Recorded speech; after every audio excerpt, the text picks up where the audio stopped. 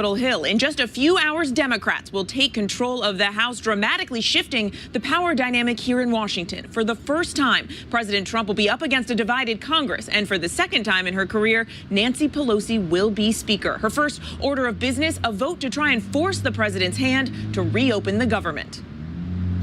This morning, Nancy Pelosi is taking the Speaker's gavel and ramping up the pressure on President Trump. We are giving him a Republican path to do that. Why would he not do it? Exactly. Why would he not do it? Armed with a new majority in the House, Pelosi and Democrats are plowing ahead with a plan to reopen key parts of the government. But it does not give the president what he's demanding, $5.6 billion for his border wall. And with Republicans in charge of the Senate, her plan is already dead on arrival. The Senate will not waste its time considering a Democratic bill which cannot pass this chamber and which the president will not sign. Overnight, the president tweeting, "I remain ready and willing to work with Democrats to pass a bill that secures our borders, supports the agents and officers on the ground, and keeps America safe. Let's get it done." But the president is publicly rejecting a potential compromise, a $2.5 billion plan proposed by his own vice president. No, not 2.5. No, we're asking for 5.6. And, you know, somebody said 2.5. No, look. This is national security we're talking about. With no end in sight, the effects of the shutdown are piling up. Trash overflowing in national parks, and those nearly 800,000 government workers furloughed or working without pay. And the president now says brace for the long haul. Could be a long time, or it could be quickly. Could be a long time. It's too important a subject to walk away from. Now, a source tells me that in their meeting yesterday, Democrats repeatedly pushed the president to see if he would at least commit to reopening the agencies that are unrelated to this immigration fight. But the president told them that if he did that and agreed to that, he would, quote, look foolish. Now, there is talk that they may meet again tomorrow. But, Robin, until then, the stalemate continues. And until then, many people are really feeling the effects of this shutdown. And what can they expect if indeed it does continue like this? Well, Robin, we won't know the full impact of this shutdown for quite some time, but there are some key dates that we're closely watching. Next Friday, that is the last day that many government workers, including the Coast Guard, will get paid until this impasse ends. If this stretches through the end of the month, well, then you're in the beginning of tax season. And there could be some delays with processing tax returns at the IRS. And after January, well, it's unclear if those households that are eligible for food stamps will still receive their benefits next month. So, Robin, some very real consequences here to this shutdown. Very real. All right, Mary. A lot of people rely on those food stamps and tax refunds. Want to get the view from the White House right now. Our senior national correspondent, Terry Moran, is there. And Terry, the president throwing out a lot of different claims to get this wall, including those false claims that much of it has already been built and that somehow Mexico is going to pay for it with this new trade deal. That's right, George. He keeps saying these things. He says a tremendous amount of wall has already been built. It hasn't. Some older structures have been renovated, some new ones built, but not that big, beautiful 30-foot-high concrete wall he talked about. As for Mexico paying for it, they aren't. The taxpayer is. He says his trade deal will pay for it. Most economists scoff at that. And Terry, at that cabinet meeting we're showing right there, the president's surrounded by a lot of acting secretaries yesterday and escalated his feud with former generals, including his former defense secretary, James Mattis. That was remarkable, George, to hear the president who once talked about his generals being from central casting and General Mattis as Secretary of Defense right at the center of it, just laying into them a scathing critique of General Mattis, in particular after Mattis's resignation in protest of the president's decision to withdraw American troops from Syria. Listen to how he takes on Mattis and the whole senior officers at the Pentagon. Well, what's he done for me? How has he done in Afghanistan? Not too good. Not too good. So, I mean, I wish him well. I hope he does well. But as you know, President Obama fired him, and essentially so did I. I want results. We have an area that I brought up with our generals 4 or 5 weeks ago where Taliban is here, ISIS is here, and they're fighting each other. I said, why don't you let them fight? Why are we getting in the middle of it? I said, let them fight. They're both our enemies. Let them fight. They go in and they end up fighting both of them. It's the craziest thing I've ever seen. I think I would have been a good general, but who knows? Of course, we'll never know because when he was called to serve in Vietnam, he had 5 deferments, 1 for bone spurs. George? Terry Moran, thanks very much. Michael? All right, we're going to switch over now to the weather, the dangerous weather that's shutting down schools this morning, bringing heavy rain, snow, ice, and possible flash flooding. Ginger is tracking the latest. Good morning, Ginger. Good morning to you, Michael. We're talking about all Oklahoma City public schools shut down because of this. The freezing rain that coated the roads made everybody slide off. The ice not just there, but you go to Tulsa, where there was a 21-car pileup, so you're not getting away from it. If you are in Oklahoma, lots of frozen precipitation still falling this morning. Even North Texas, Wichita Falls, look at the accidents. So many accidents to talk about in the plains. Now this storm is moving east. We're talking about big cities getting lots of rain from Houston over to Atlanta. We are in flash flood or regular flood watches. Jackson, Mississippi included too, George. Okay, Ginger, thanks. We're getting the latest now on that Houston shooting that killed a 7-year-old girl. This morning, police are trying to determine whether it's linked to a previous shooting in the same area as they track down the gunman whose pickup truck was caught on surveillance camera. ABC's Will Carr is on the case. Hold on, Jazz. Overnight, for the first time, we're seeing a playful Jasmine Barnes. That's the smile of an innocent 7-year-old girl. A life ripped from her family far too soon.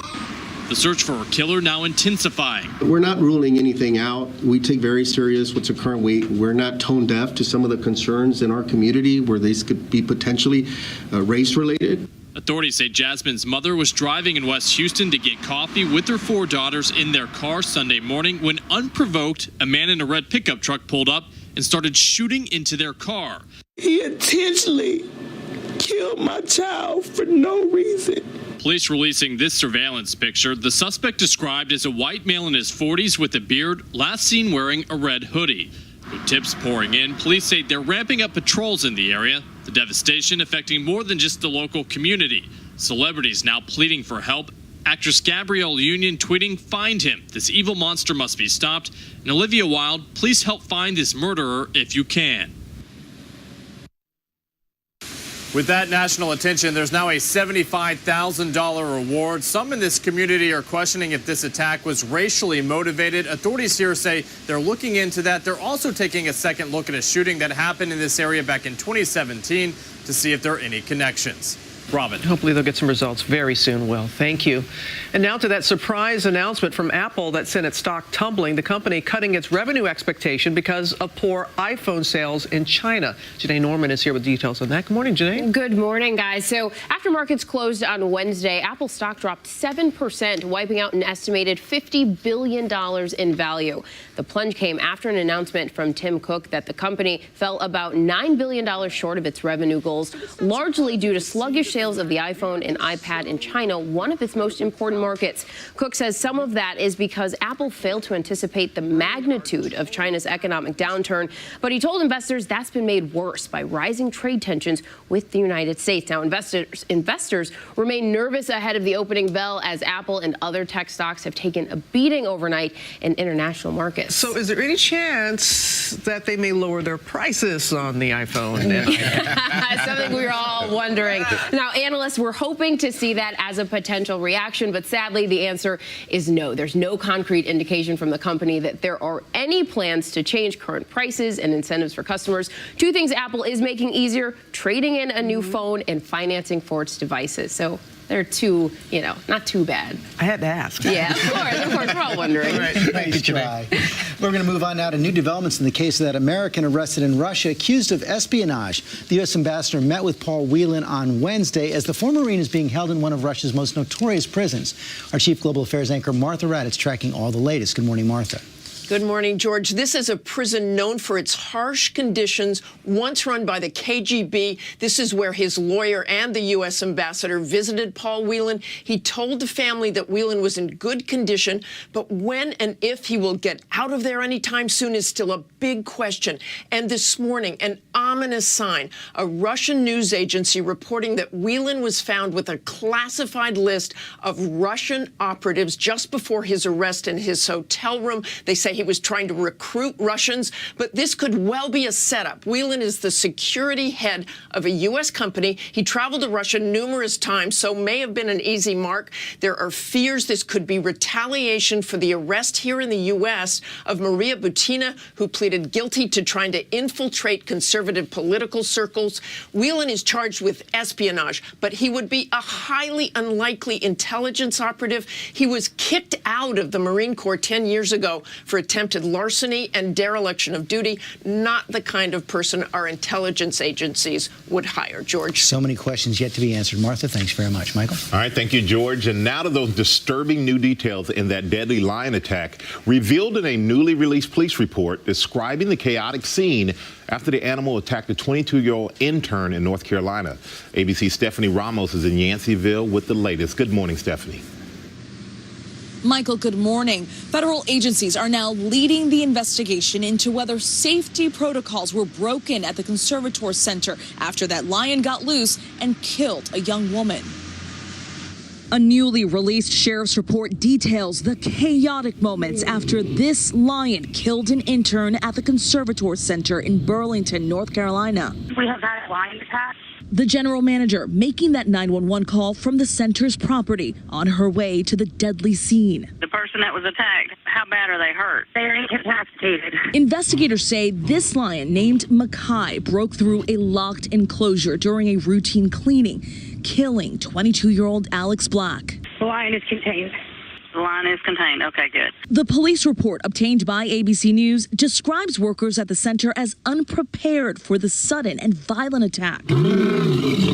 Despite being told in the 911 call that the lion had been contained, in the report, Michael Griggs, the first sheriff's deputy on the scene, says he arrived to find staffers chasing the lion, growling and running free near the enclosure, with Black still laying on the ground, unclear if she was still alive. Firefighters using water hoses to contain the animal, while staffers waited for tranquilizers to be delivered from a home on the property.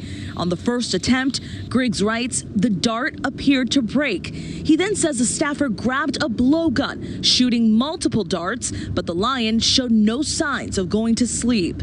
Deputies ultimately firing 8 shotgun blasts, killing the lion. We're also hearing the frantic 911 calls made days later at this Florida zoo, where a toddler slipped in between the poles at a rhino exhibit. Is she breathing? Yes, ma'am. We're always looking to improve safety here at the zoo, and we've been doing this without incident for over 9 years, but we've never had anyone slip through the poles before. The toddler airlifted to the hospital, her mother treated as well, injuring her arm while trying to rescue her daughter.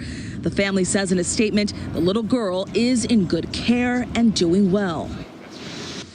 The attorney for the Conservator Center tells us in a statement overnight they are fully cooperating with all ongoing agency reviews of this incident. They say, quote, we are not at liberty to provide specific details about the incident, but we can confirm the center's personnel took direction from the on-site first responders, complied with their directives, and provided all requested assistance. Robin. All right, Stephanie, thank you.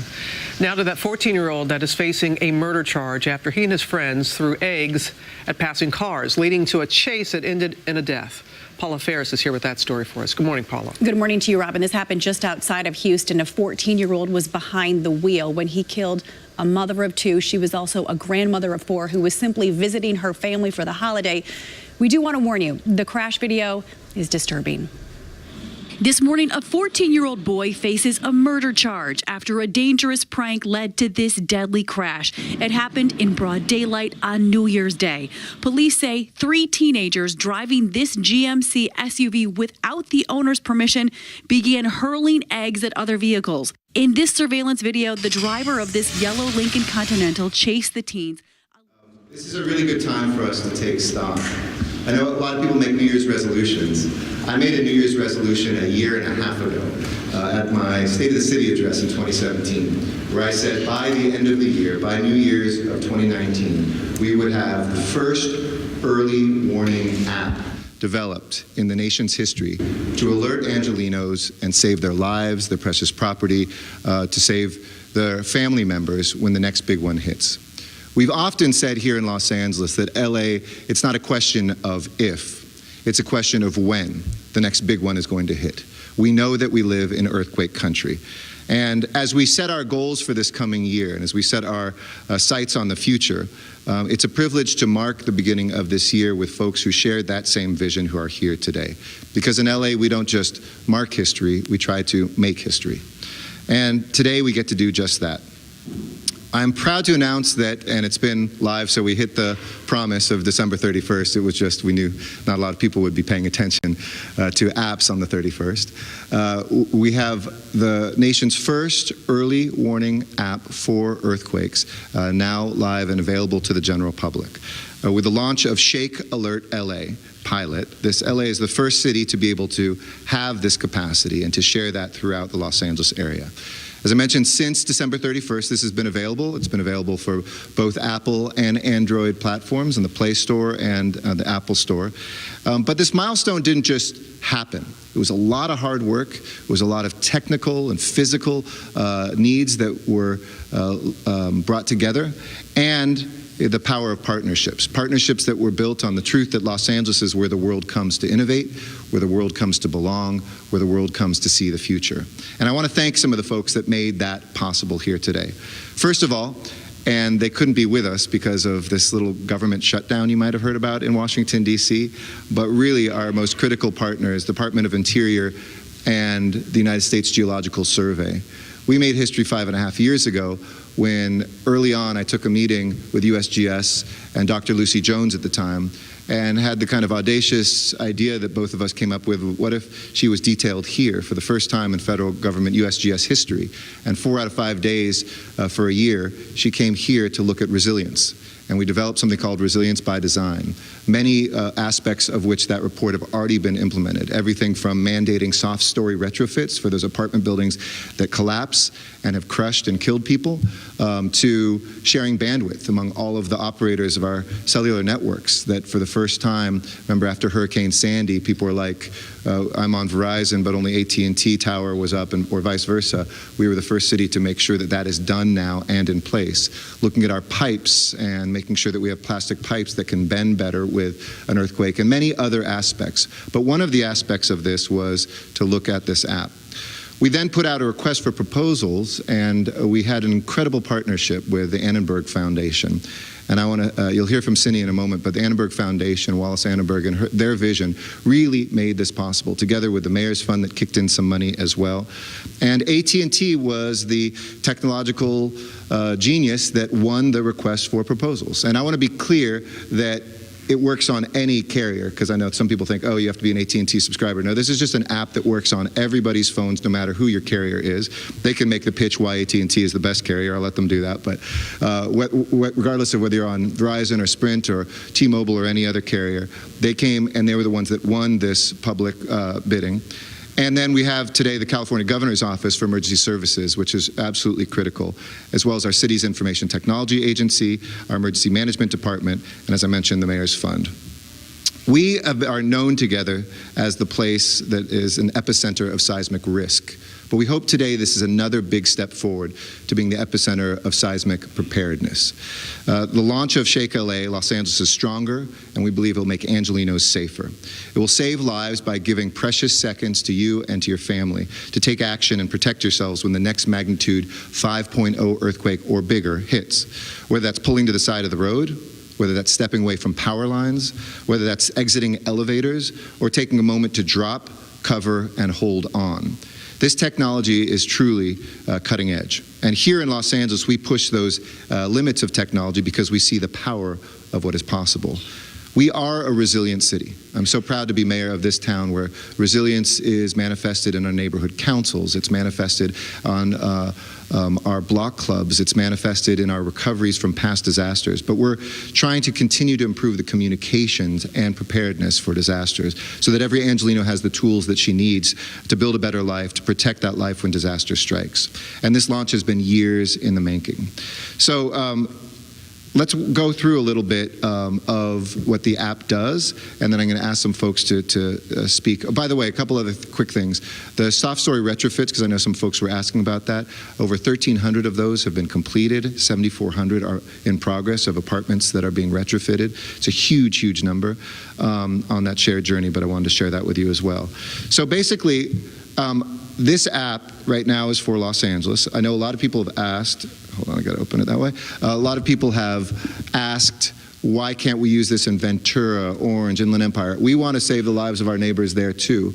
And I would encourage folks in those areas to work with their local officials and jurisdictions to, together with the United States Geological Survey, to get this added. The technology is already in place for all of Southern California. It should be a relatively easy thing to do, but that's not permission that City Hall can give. That's one that has to be done through each jurisdiction and the Department of the Interior. So, for instance, we've helped Ventura County's OES set up meetings already to do that. And we insisted that this be open source. This is not something that the government owns. This is something that is public, so that we can improve it, we can add to it, and that anybody can take this and save lives. The point is not to own this. The point is to protect people. If folks are interested, please contact your local officials, and that we hope to be able to continue that. A second note is we hope that we can get a federal government that at the highest reaches is behind this. And this is a nonpartisan comment. We've had great bipartisan help from people like Ken Calvert, who is a congressman, Republican in the Inland Empire, Adam Schiff, who's a Democrat here in Los Angeles. But sometimes at the executive level, and that's happened through 2 administrations, this is always something that gets on the chopping block. Oh, you don't need sensors for earthquakes. You don't need to put millions of dollars around this. You look at other countries like Japan, like Mexico, that have had this, that have saved lives. You can never count the lives saved. You can only count the lives lost. And so I know you can't show it in a budget, but this works and we need it. And so a message to Washington, D.C., loud and clear, is continue to fund this and fund it for Northern California, continue to expand it in Southern California and anywhere else in this country that's earthquake prone. And I want to thank leaders on both sides of the aisle who recognize the life-saving technology of this as well. You know, upstairs atop this building in the Bradley Room, there's a quote from Aristotle's Politics, which reads that the city came into being to protect life, but it exists for the good life. For the good life. In other words, cities are here to protect and to make sure that we can live safe and secure where we are. And Shake Alert right here will do just that. It will actually preserve lives. That is the purpose of this app, is to make sure that you get that life-saving alert. And before you get an alert here, that you can do things like prepare and plan. Because I know everybody's out there. You want a good New Year's resolution? Make a plan with your family. Where are you meeting? Make a plan with your colleagues at work. Maybe you're in a new job. Do you know where to go? What if our whole electronic system breaks down? Do you have an analog plan of where to go? Do you have your water stored up? Do you know where you're going to go in the neighborhood? Those things are absolutely critical, and that is in here too. We encourage folks also to sign up for Notify LA, which is our notification system, not just for this, but things like fires and the many other sorts of disasters that can strike here as well.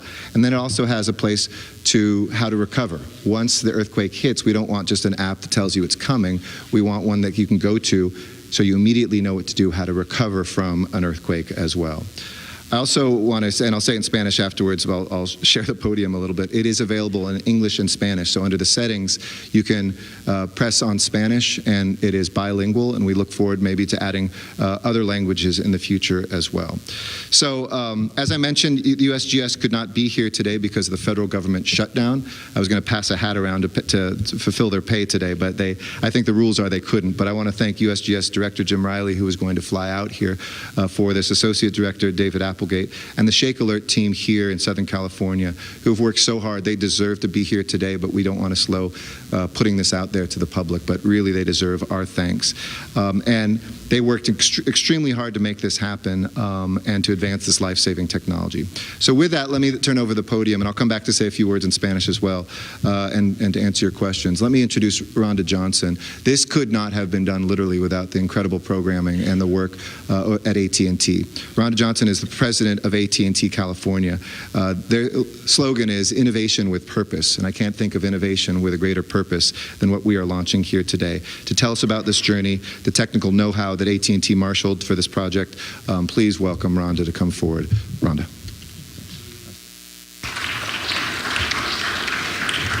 Good morning and Happy New Year to everyone here. We're so excited to be part of this event, and thank you, Mayor Garcetti, for your vision and for allowing us to participate.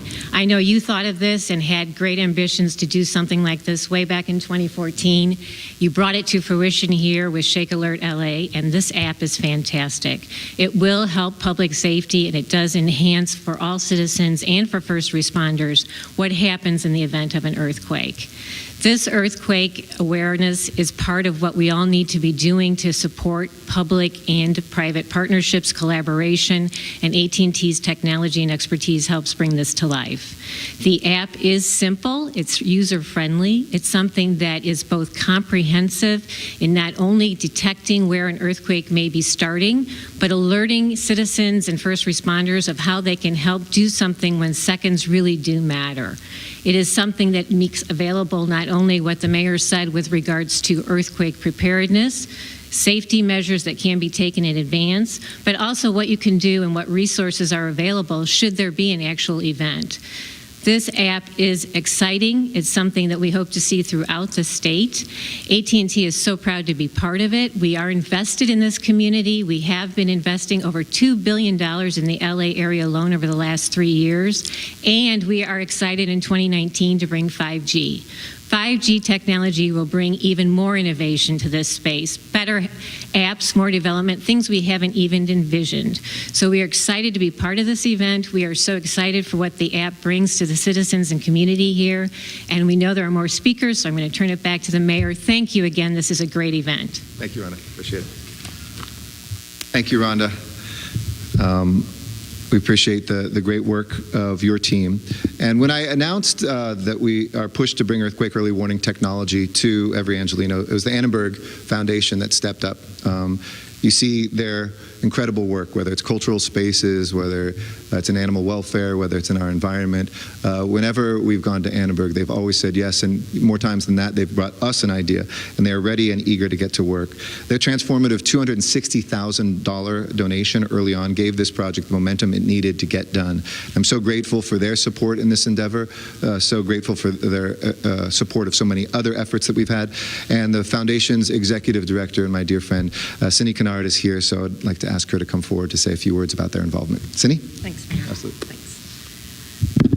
So on behalf of Wallace Annenberg and the Board of Directors of the Annenberg Foundation, I want to wish everybody a happy, healthy, and safe New Year. The mayor mentioned it.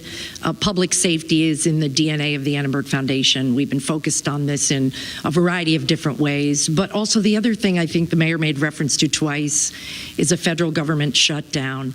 And when the federal government has challenges, when the city governments have challenges, when the county government has challenges, it's in the Annenberg DNA to step in as part of a public-private partnership. We love that. Wallace Annenberg loves that. Our team at the Annenberg Foundation loves that. We really are there to be a part of this great ecosystem. Here in California, we all know that the past couple of years have given us many stark reminders that emergencies do not announce themselves beforehand. They just happen, and they happen fast. So at the Annenberg Foundation, we've learned that if we want to help,